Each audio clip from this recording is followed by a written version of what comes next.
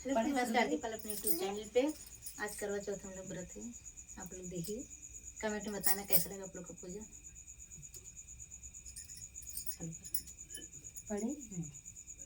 यह व्रत अति प्राचीन है। इसका प्रचलन महाभारत से भी पूर्व है। यह व्रत सौभाग्यवती महिलाओं के लिए अति उत्तम माना गया है। सामान्य मान्यता के अनुसार सुहागिन इस व्रत को अपने पति के दुर्गयुत के लिए रखती हैं। यह कहा जाता है कि इसे पांडवों की पत्नी द्रौपदी ने भी किया था। व्रत का समय तिथि। यह व्रत कार्तिक कृष्ण पक्ष की चंद्रयाद चतुर्थ की जाती है। व्रत रखने की विधि। कार्तिक मास के कृष्ण पक्ष की चतुर्थ को करवा चौथ कहते हैं। सुहागवती स्त्रियों के लिए यह बहुत ही श्रेष्ठ व्रत है। स्त्रियों इस व्रत को पति के दीर्घ जीव होने के लिए रखती हैं। इस दिन सुहागिन स्त्री चावल पीसकर दीवार पर करवा चौथ बनाती है, जिसे करवा कहते हैं।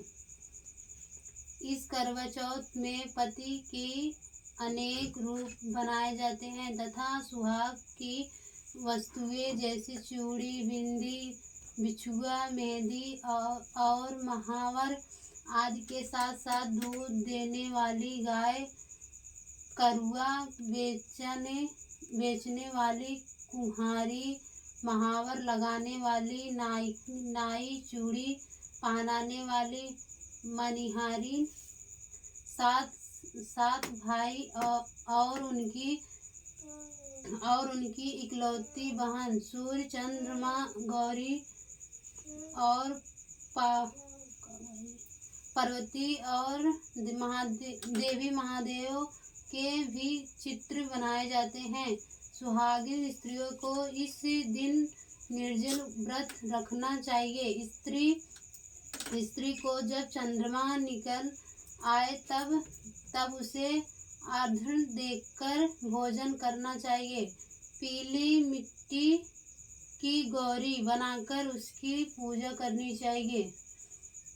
यदि दीवार पर करवा चौथ बनाने में कोई असुविधा हो तो करवा चौथ का चित्र बाजार से लाकर दीवार पर चिपकाए जा सकता है। दूसरा करवा चौथ व्रत नंबर 1।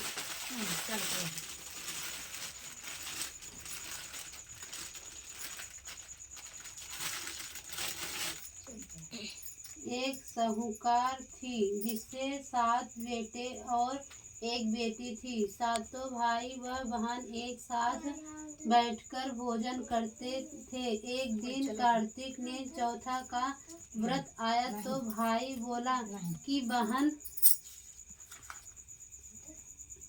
आओ बहन भोजन कर लो। बहन बोली कि आज करवा चौथ का व्रत है, चांद उगने पर ही खाऊंगी। तब भाइयों ने सोचा कि चांद उगने तक बहन भूखी रहेगी, तो एक भाई ने दिया जलाया। दूसरे भाई ने छलनी देखकर उसे ढक दिया और नकली चांद दिखाकर बहन से कहने लगे कि चल चांद उग गया, अर्घ्य दे ले। बहन अपनी अभागिनी से कहने लगी कि चलो अर्घ्य दे तो अभागिनी बोली तुम्हारा चांद उगा होगा, हमारा चांद तो अभी रात को उगेगा। बहन ने जब अकेले ही अर्घ्य दे दिया और खाने लगी तो पहले ही सागर में बल आया। दूर सागर में कंकड़ आया और तीसरा सागर मुंह की ओर किया तो उसकी संदेश आया कि उसका पति बहुत बीमार है, जल्दी भेजे। माँ ने जब लड़की को विदा किया